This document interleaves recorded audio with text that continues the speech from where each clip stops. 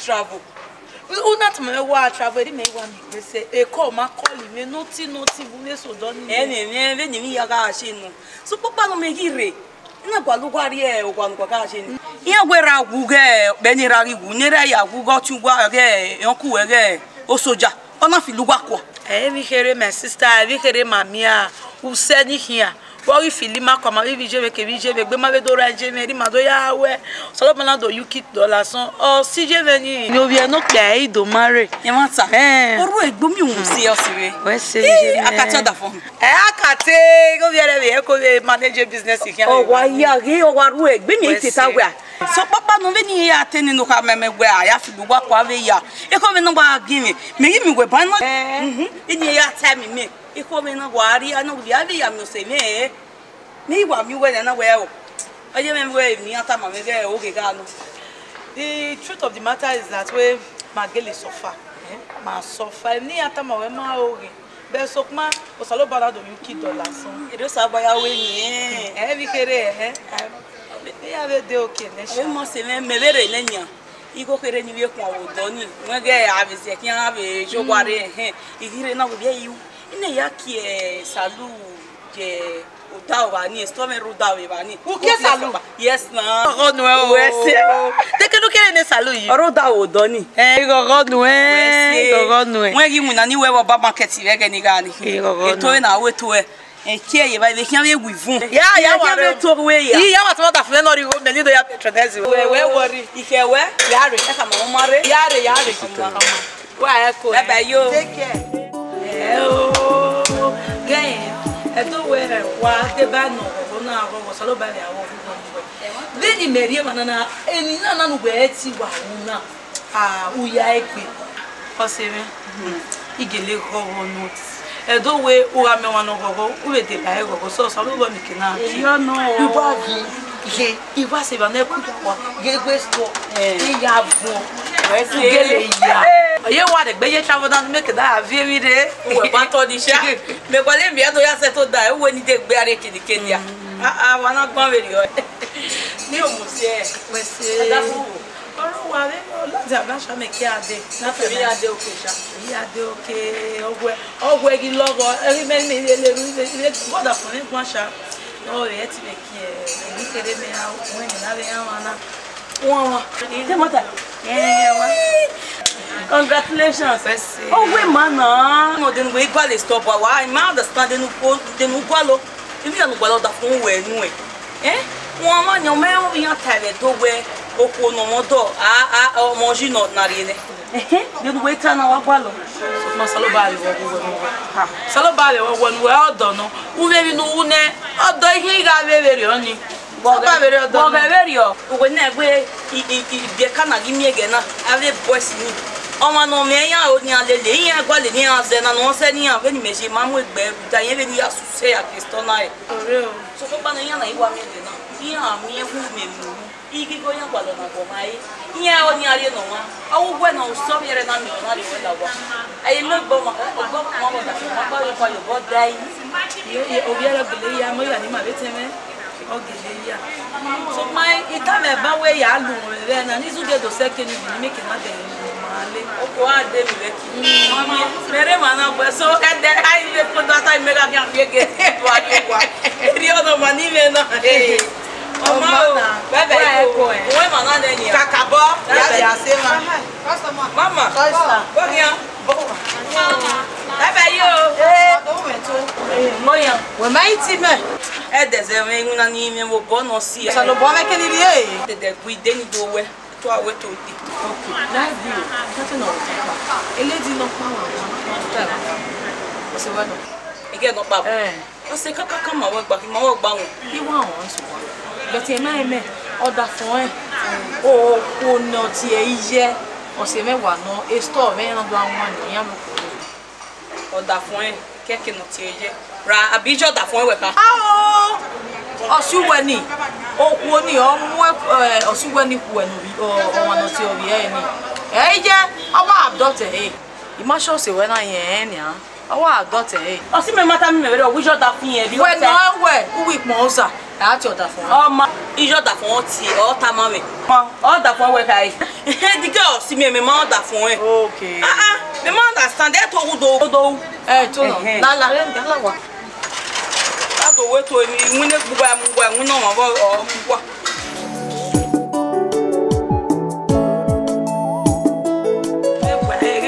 iye igwa mo to goma ni e gwe di party loro na front and de tu gba wa ro ban ni e ya wa stretch e abi awo da wo pero gwe o ma ro eje mo mi ti be benedict e fu eru gwe pero como mi ewo na ge ebi ya gan gbe so pa manager ni diri awe nu o pass take care of fa no mo se fato re ladian aji o se ide ni tota ta ona mi na mu diata o se me imu paro mo re ni woni ta mo no we mana ta sa ba here forgive me o jere de no re no na wuri ni wa da le mi won de ni re ke Uwa pa omo ko ba no ga last na won o jere na oni no ga na ipi ni gbera ipi ni da we customer me wa no o kire de ro wi ha we to na wo mege e mo ba o ki mu re ona no mo go se o ko na no pa na din o e no go se mi no se kaka ma we gba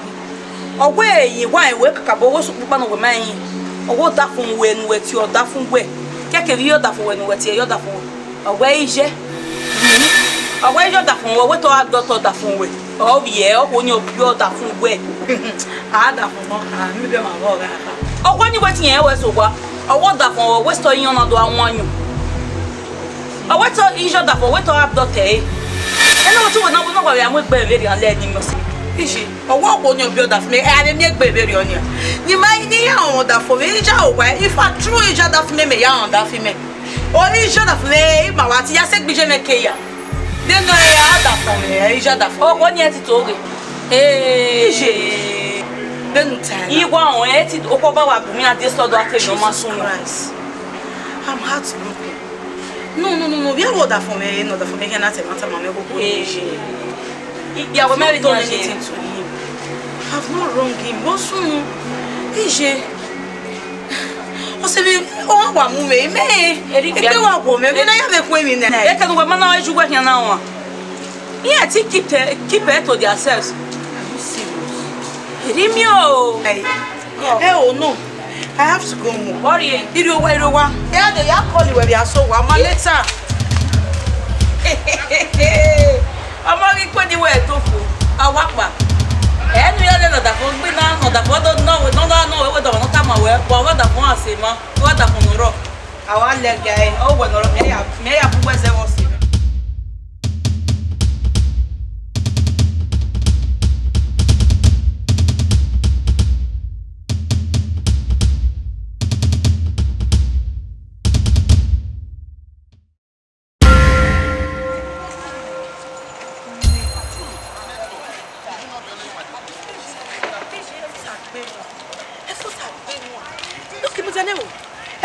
Temata meme. for society to matter mami. Hige. E for society we mo na. Eh o. Ije mi a onu na. E gbe mi a onu na.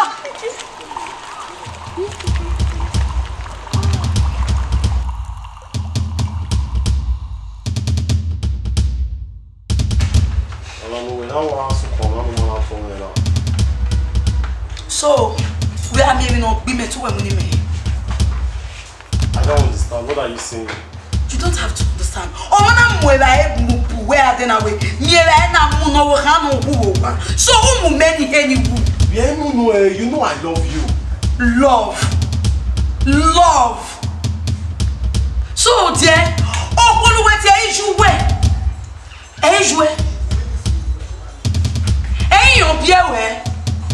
oh God. Hey, calm down. Ehimwenma. She's still my mom. She is not your mom, for God's sake. She is not your mom. Ehimwenma. Iwa kia wo mama tieme. Tamame we umewe. Okone odafowe tie Ehimwenma. So, what don't you baby we? Don't touch me. I was going to tell you.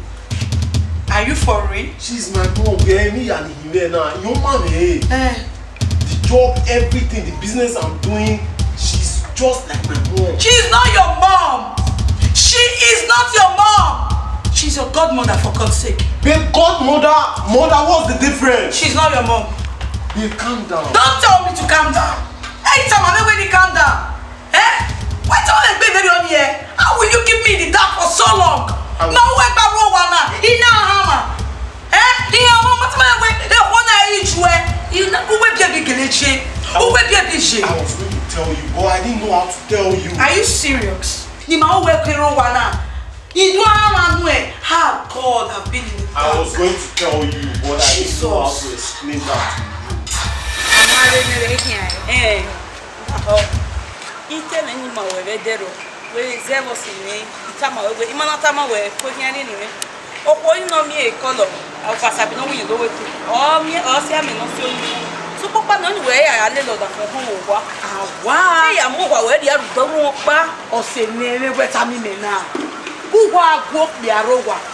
for the mama of the Fuya Marina or your most the family more you but go for the man where one Ehimwenma to adopt you or Matamane or Iran or who open no yet keep a secret no I don't know if you Bomawa or Masen we are a valley baby. I think Bomawa that we are Oghe.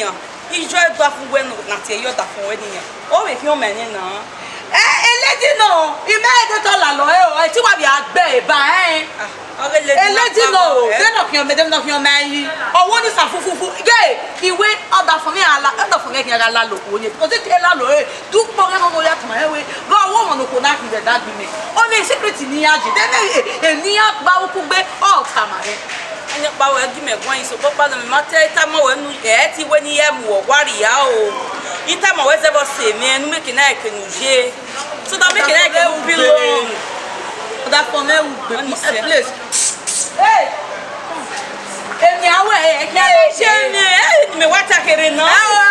Well, you take cabinet, I'm your later. I call you when you are so one. Mother started Benin, we have a palo. I am here, no, to time when I man you. You go borrow next time. I'm a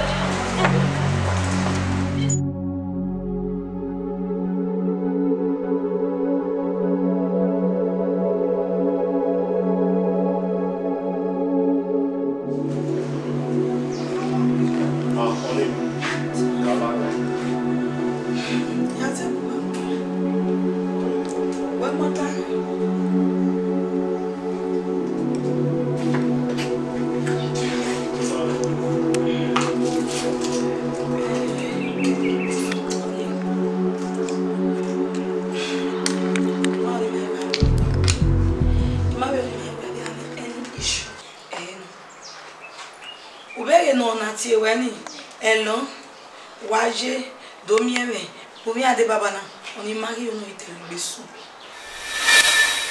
Imagi ono isunu. Ruda ugi omomo.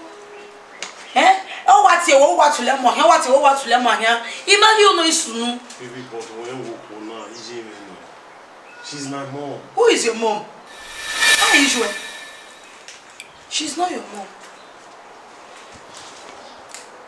She's not your mom. Eh, you a godmother we no. Eh?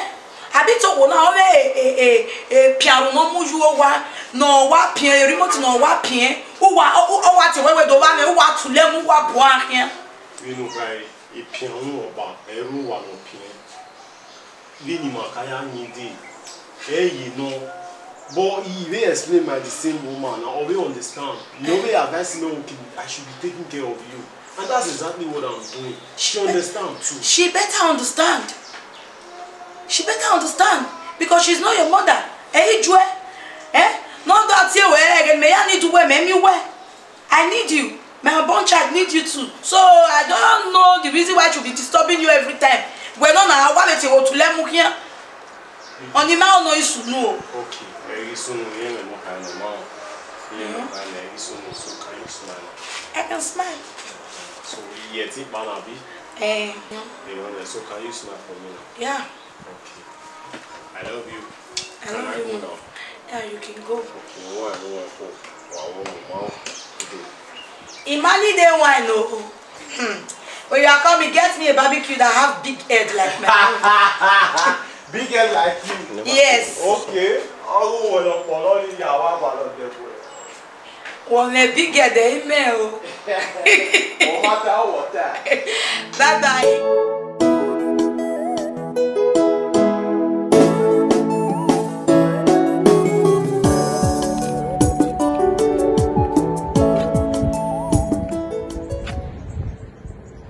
Hello.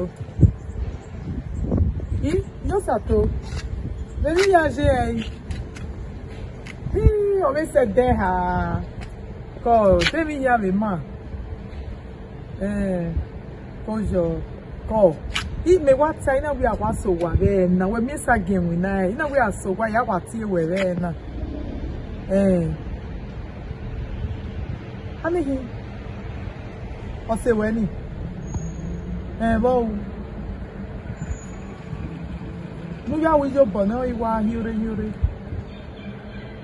Eta very yo. Bo we tami me no we yasu se. Ah, to give introduce over here no job. Boy he ya hiure.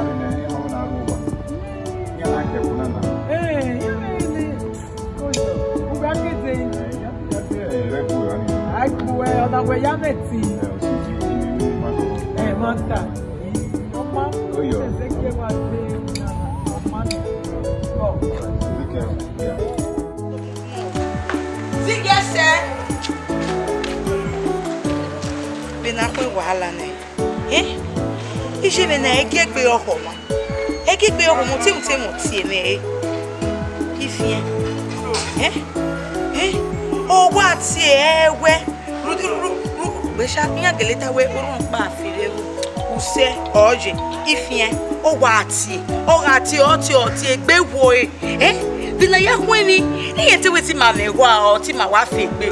Oda fonego biero e ko we manage. Dede ni ma veri go giere manade do. Edo gele ya pita wo pa afelevo. Uso ubele go tegbe weti ifien ogugwa atu agbe. Bina ya kweni na yi. O mala bu ete le ko ya do ko wa ku e o.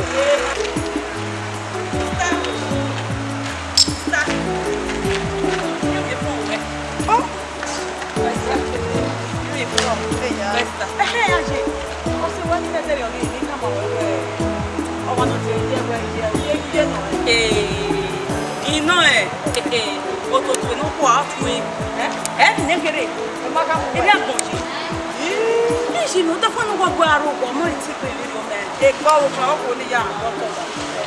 Temata. Your body you for the boy. Because a woman is a strong businesswoman or profession. You only the boy no. Imoto boy. Moto. Ni wa e na. Aka bogele ho e dero me na ugwata me na oga kie abuko do ta so pa no se me gire me ita me. Eri owa ya ari ogwa ri so ba ri no da fun e mata. Oko no kon yan wo yan wa ben wo mata. Na ka mewe ite ka meze wo se no we ni mu yan wari ya. Okay o. Me anota bo ze no da fun ma na ika ma no explain mewe. Owo kan me ge ni o. Ye ni mo ta ni do ma ni me no. Àwọn ni me no si me ma me no. Ye ma e no si e me ya e. Me ma bu yan ro kwa. On go fa na da fun ni me ma o e ba o. Okay, mo da fun e. Ima o e no ko ni o se be. Okay, ime wa e ya. Awo do mo da ni o ya ya ma. Me ma we later me do discover where. O wona ko e ka me we. E yan bi boy ni we. Yin wa do ke e. O gbo mo kan yin ya bi e. Ze wo ni. O ka ke na ka mo da o mo kan e. No, to me what No, bebe yo.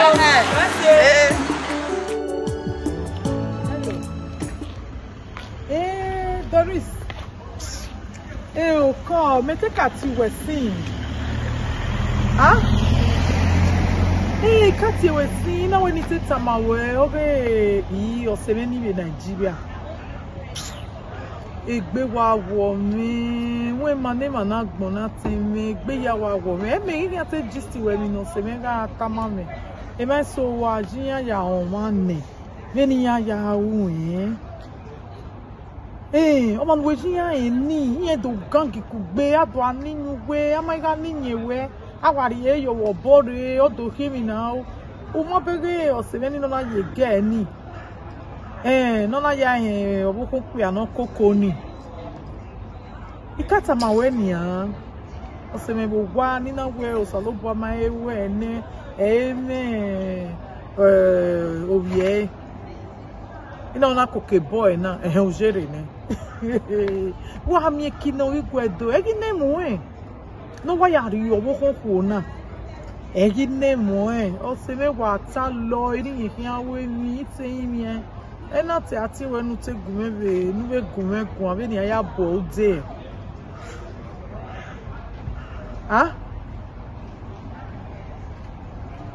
ọmọ ya were gbe tie we ma we se kakabo ya were gbe tie we na no me na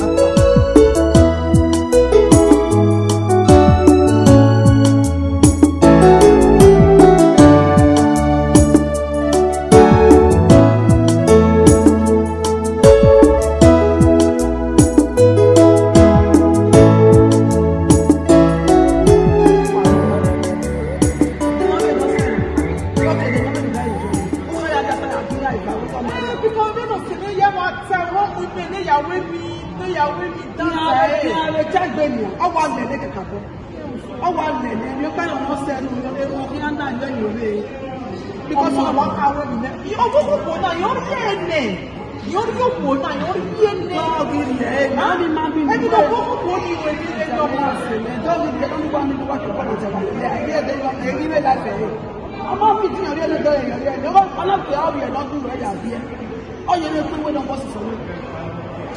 the only thing okay why we don't take it is don't calm down. Don't calm down. What will you do? What you fight in there? But mind away the young job. You're the way to count joy. I think let's say what time it's here. Let's say what time. Ruta, I'm an old woman. I say, Okha now. Don't hear me pass the way now. Oh, we don't you go. Oh, what in the man you go walk at the bottom. Oh, where did any always be one? Why do I mean on the ground? You know, I never going already problem already. Although no government will buy okay. I get go done, no take it easy. Every year, okay. Have a good okay. That is why I see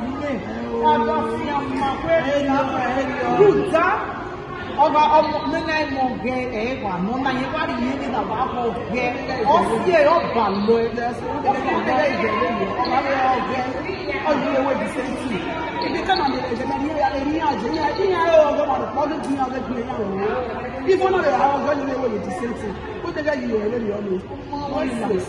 I'm going to go and let me I'm going to take you. I'm going to talk.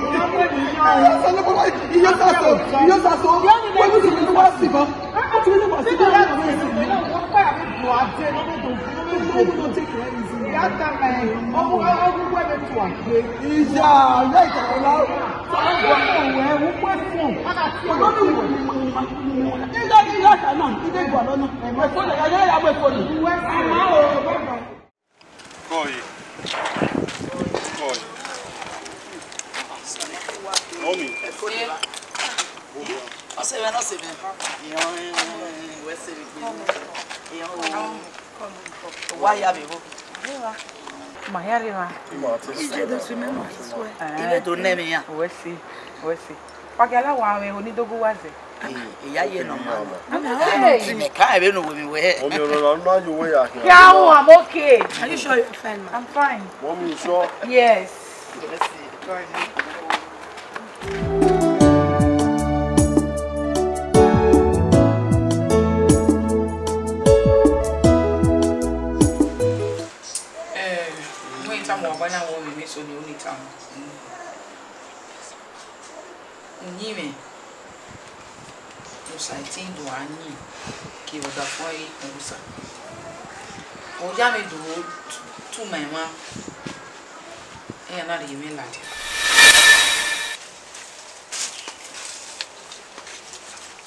Emi amemi ni tamawe.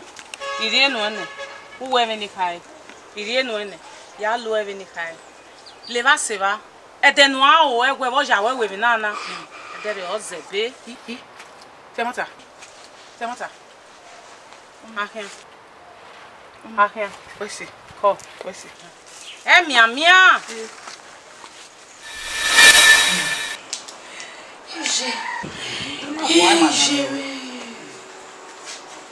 J'ai. On ne va pas être oui. Wewe ose kakaka kebe we yobonu ewume na ya me we eri me mona kpasenya gari agwo oye oto ne bon rede enu kebe we agire se hia ma we mana bido wa orun anegbe uma nu we wo se no se dem no ya me ka beri o owe aragudian agbegbe ama be gudian egbo ma aye be gbe uma nu we wu eyi ka ina we rere mu ina wo mo na mi egbe te agbe ode ya mi ode yo fe ogwa ni ba ni ai wo be to ri e la won me ni ofu egbe me na be amu ori ogwe egbe la le ba o ki me ete iri ete omo na igba mu iko na mu da man we so pa me no ri ye aje iki aru do ne na mi ami yobo nu wa aje me ko to ga de we se ogeba no geba no na ye be hi una ye be oyo una fi ko ewure no na ye be yobo wo ko no na mu yo to we se ti aye be pon we se Mummy, yo pa ni mi areta. No ebe gui. Nene je nu la wo nu ya bo mi do le me no tana. Always ye me magi be go do. La wo je nu ya bo me. Mummy, la wo. La di me keke ni na be offend you. Nu ya bo me mummy. La oje. Owo ha me we la mummy. La o bo we la o sa we ti ko ni la o me ibi ti ba yan ni ana o ye me we si gbagbe oda fun we ta ma go upo enu nu aya we ho ni upo enu nu no mi ki se ge mi ni ho nu ge egbe mo ni ari yo mi ma no me eni ya o ya mu mi Mummy, ene gba no afo. Di ma be we very oni je nu be ya bo na ya gbo yo ma be ya si ekegbe. And we no say ni me ye wo kan ade. The name, tell us. Ike Ponsa. Ponsa, I can go in there. Go, people watch. And when you Ponsa, ni me ye wo kan. La Jenny. O je na. Bagbe.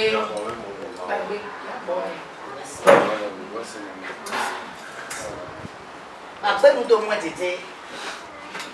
We yo bono se na